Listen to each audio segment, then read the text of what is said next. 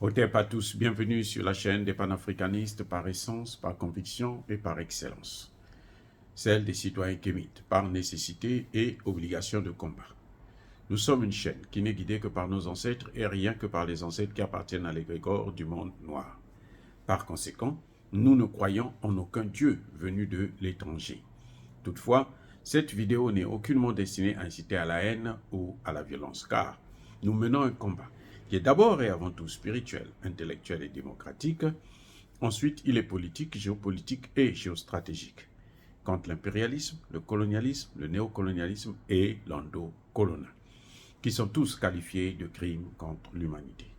Nous menons ce combat sur la base du principe fondamental que nous avons hérité de nos ancêtres kémites, qui est celui de la Mahat, c'est-à-dire solidarité, vérité et justice. Vous êtes donc en droit de connaître la vérité et nous avons l'obligation de vous dire la vérité, rien que la vérité, afin que justice soit rendue au continent africain.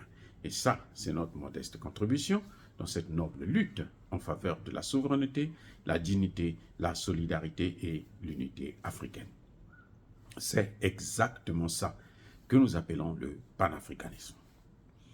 Bien-aimés frères et sœurs, le Tchad est en train de devenir une grande base militaire internationale.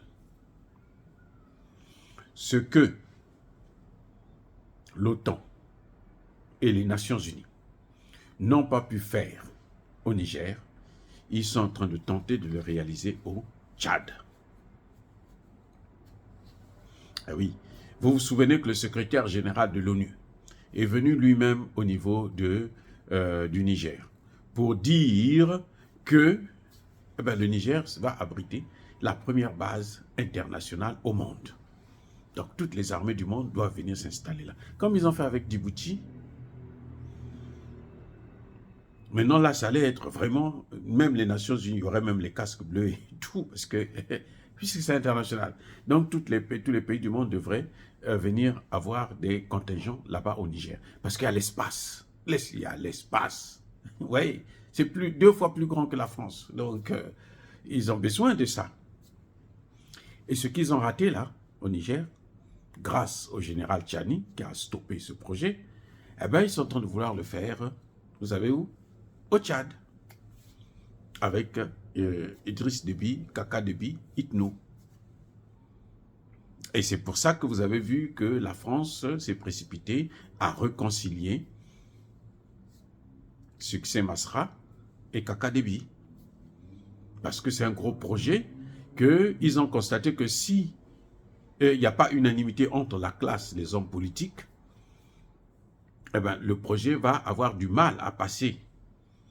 Il faut avoir aussi Succès Masra dans le sac. Il faut avoir aussi Kaka Déby dans le même sac. Les deux, on doit les prendre, les mélanger, les mettre ensemble.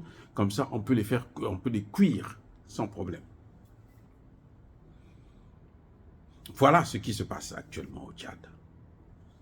Même la Hongrie veut avoir une base militaire. Mais pourquoi ces Occidentaux-là, ils veulent tous avoir des bases militaires en Afrique? Pourquoi? Est-ce que c'est ça la diplomatie? La diplomatie, c'est quoi? La diplomatie, c'est parler. C'est utiliser justement son cerveau, l'intelligence. C'est la négociation. C'est la résolution pacifique des crises. Et d'ailleurs, en Afrique, on n'a pas de crise. Ceux qui nous amènent des crises, ce sont eux. Vous voyez le Congo et le Rwanda. Ce n'est pas les Congolais, ce n'est pas les Rwandais. Ce sont les États-Unis et l'OTAN, la France, la Belgique et les autres qui sont en train de passer par le Rwanda pour diviser le Congo parce que c'est leur objectif. Eux, tant qu'ils ne font pas les guerres, là, ils ne sont pas tranquilles. C'est tout. C'est pour ça que vous voyez que tous les pays européens, tous les pays membres de l'OTAN veulent avoir des bases militaires en Afrique parce que l'objectif actuellement, c'est de recoloniser l'Afrique. Et ceux qui n'avaient pas pris part au gâteau, eh bien, maintenant, ils veulent avoir leur part. En dehors de la Russie. Parce que la Russie n'est pas dans ça.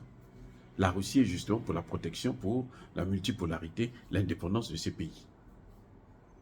Ce que vous voyez au Tchad, là, c'est le projet qui a échoué au Niger, qu'ils sont en train de réaliser maintenant au Tchad.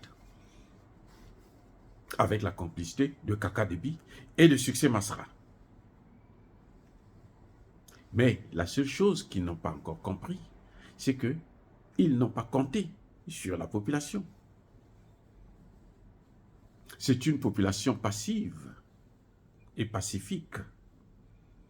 Mais attention, les Tchadiens ne sont pas d'accord. Le mouvement est en train de prendre part petit à petit. Même si Kaka Déby réussit à rester là, parce que comme il n'y a plus d'opposition, puisque lui et l'opposant, Succès Masra, sont devenus une et seule même personne, c'est-à-dire le paillasson, le caniche de la France, eh bien, le peuple n'est pas dominé par la France. Et c'est ça notre espoir. Le peuple tchadien sait ce qu'il veut. Et ce qu'il veut là, ça n'a rien à voir avec Kaka Déby, ça n'a rien à voir avec Succès Masra. Leur projet de balkanisation de l'Afrique, eh bien, c'est un projet qui ne pourra pas tenir longtemps.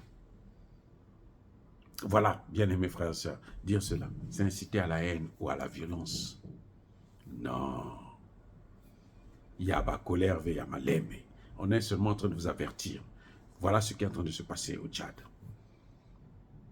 Ils veulent faire de grandes bases, comme il y a de l'espace. S'ils ont besoin de l'espace, là où ils peuvent essayer faire des essais nucléaires, faire des essais des armes de tout genre, et puis bon, les gens qui vont mourir, ce sont des Africains, et puis c'est pas un problème, surtout qu'ils ont l'ambition de réduire la population africaine. Donc pour eux, ce n'est qu'une bonne chose d'aller dans ces pays-là. Il faut avoir l'espace.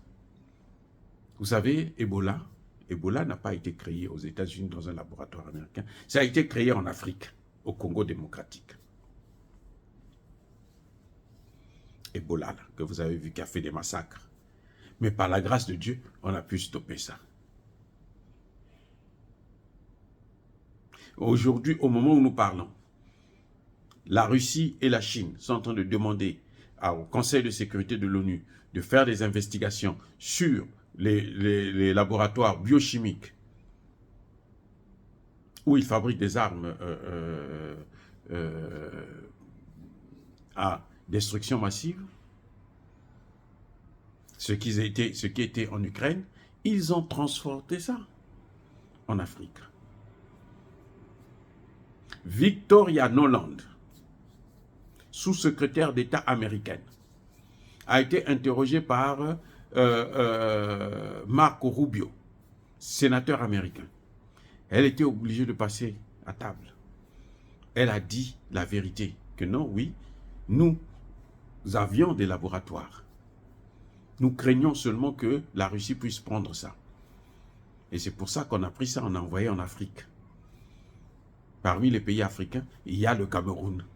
Le Cameroun est le pays de tous les... la poubelle occidentale. Afrique Média a vraiment beaucoup de travail à faire parce que les dirigeants camerounais, malheureusement, je ne sais pas si c'est Paul Biya lui-même qui prend ces décisions, mais en tout cas, les dirigeants camerounais sont en train de prendre des risques énormes qui vont embraser non seulement le Cameroun, mais l'ensemble de la sous-région. Bien-aimés frères et sœurs, encore une fois, soyez bénis. Je persiste et je signe. Soyez abondamment bénis par le Dieu des Kémites et par nos ancêtres angélisés. Mais que tous ceux qui persécutent le continent africain le pillent et le déstabilisent, qu'ils soient noirs, blancs, chinois, arabes, indiens, juifs, qui qu'ils soient punis, maudits, foudroyés, neutralisés, écrasés, effacés par ce Dieu des Kémites et par nos ancêtres angélisés. Vive l'Afrique éternelle, j'ai dit et j'assume.